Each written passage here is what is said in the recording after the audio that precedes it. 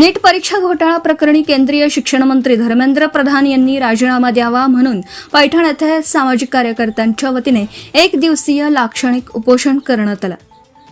Advocate Sandeep Shinde, advocate Subhash खडसन आणि सचिन जायगुडे यांच्या नेतृत्वाखाली शुक्रवारी 24 जुलै रोजी पैठण शहरातील डॉक्टर बाबासाहेब आंबेडकर पुतळा परिसरामध्ये केंद्रीय शिक्षण मंत्री धर्मेंद्र प्रधान यांच्या राजीनाम्यासाठी एक दिवसीय लाक्षणिक उपोषण करण्यात आलं। नीट परीक्षा पेपरफुटी प्रकरणी देशभरामध्ये 22 विद्यार्थ्यांनी आत्महत्या केल्या आहेत। विद्यार्थ्यांचं भविष्य बर्बाद करणाऱ्या धर्मेंद्र प्रधान यांचा राजीनामा घेण्यासाठी आंदोलनकर्त्यांनी प्रचंड घोषणाबाजी करून प्रशासनाचं लक्ष वेधलं। दिल्लीच्या जंतर मंतर मैदानावर विद्यार्थ्यांवर केलेल्या लाठी हल्ल्याचा देखील यावेळी निषेध करण्यात आला, तर अभिजित दिपके यांच्या आंदोलनाला देखील पाठिंबा देण्यात आला।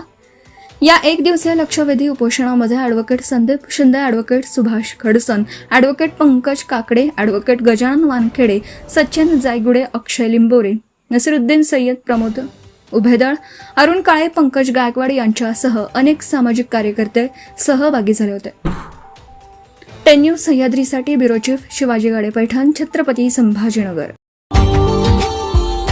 Subscribe now and press the bell icon. Never miss an update.